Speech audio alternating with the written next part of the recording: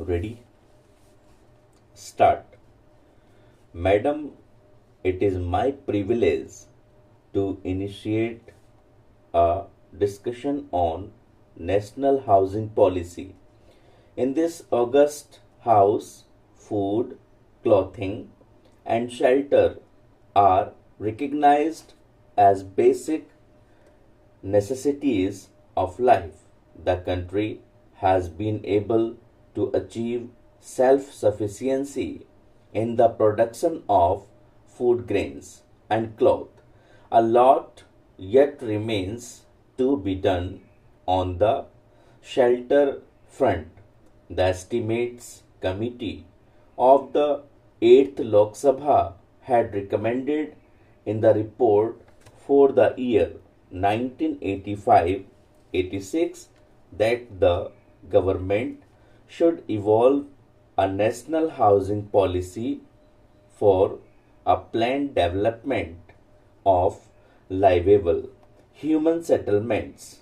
The concern of the government for housing the poor led to the enunciation of a comprehensive national housing policy which expounds the main objectives, priorities, and strategies for promoting sustained development of housing.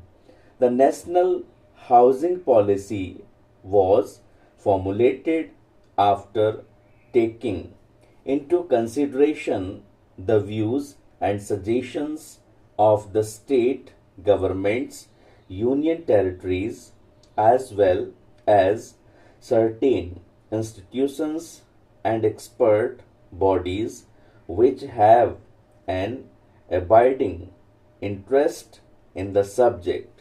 The draft document was also endorsed by the Conference of State Housing Ministers held in 1987 at Srinagar.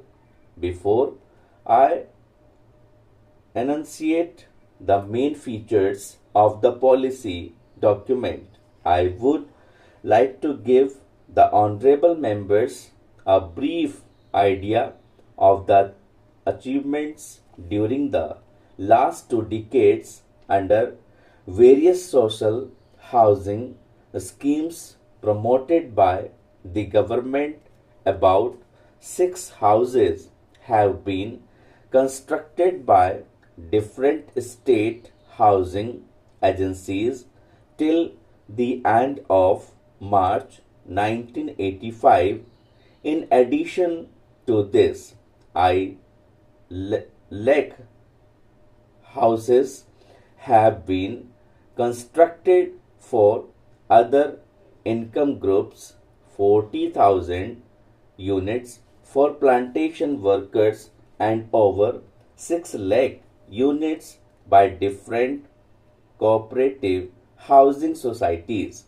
Under my ministry's directions, HUDCO has since its inception sanctioned over 5,600 schemes in almost all the states and union territories at a project cost of about rupees 4,600 crores till the end of October 1988.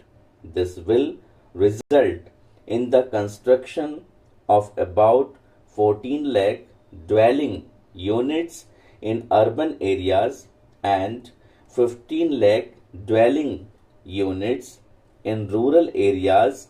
The HUDCO has also been supporting the sites and services schemes on a large scale. Over 2 lakh developed plots will be provided as a result of HUDCO loans. So far, the finance institutions like LIC, GIC, and Unit Trust of India are also providing substantial funds annually for the construction of dwelling units. The policy document outlines the main goals to be achieved in housing by the turn of the century and states the basic objectives, priorities, and the main largest groups which it intends to focus on.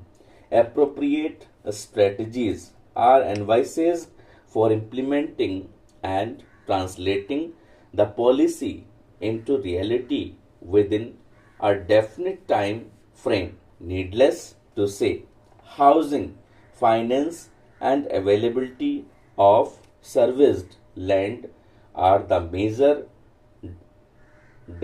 desiderate of a quantum jump in housing. It is hoped that HUDCO and the recently established National Housing Bank will help in greater flow of funds for creation of new housing stocks.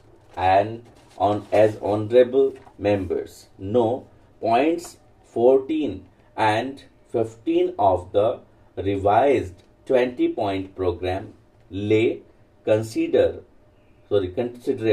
emphasis on housing for the economically weaker sections in urban areas and for the landless workers in rural areas.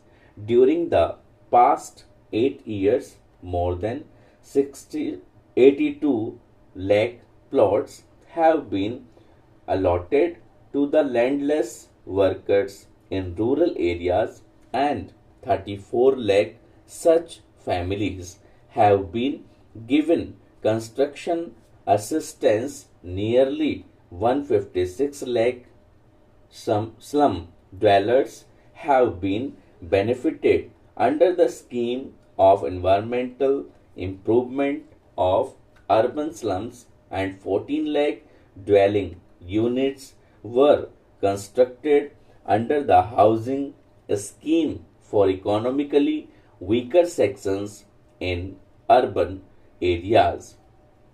Under the Indra Awas Yojana, 4 lakh dwelling units have been constructed for the scheduled castes, scheduled tribes, and freed bonded laborers.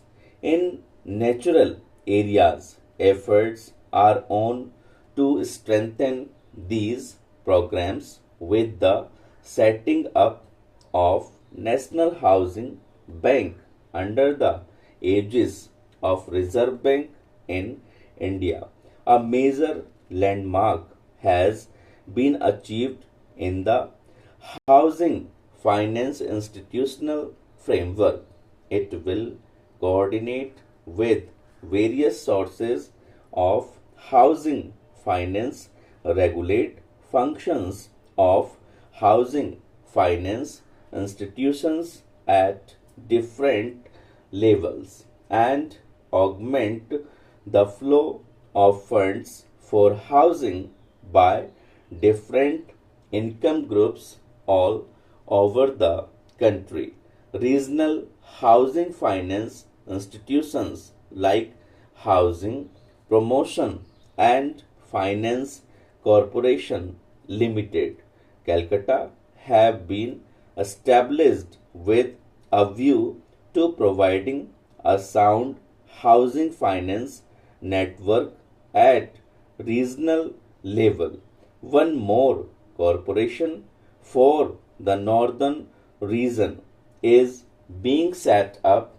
You may be aware that the Reserve Bank of India has also liberalized the lending norms of the commercial banks for interested flow of finance to individuals for new constructions and repairs. The amount of loan admissible has been enhanced by reducing the margin required to be provided by the beneficiaries. The interest rate has been reduced by 1% for loans up to rupees 1 lakh. Stop.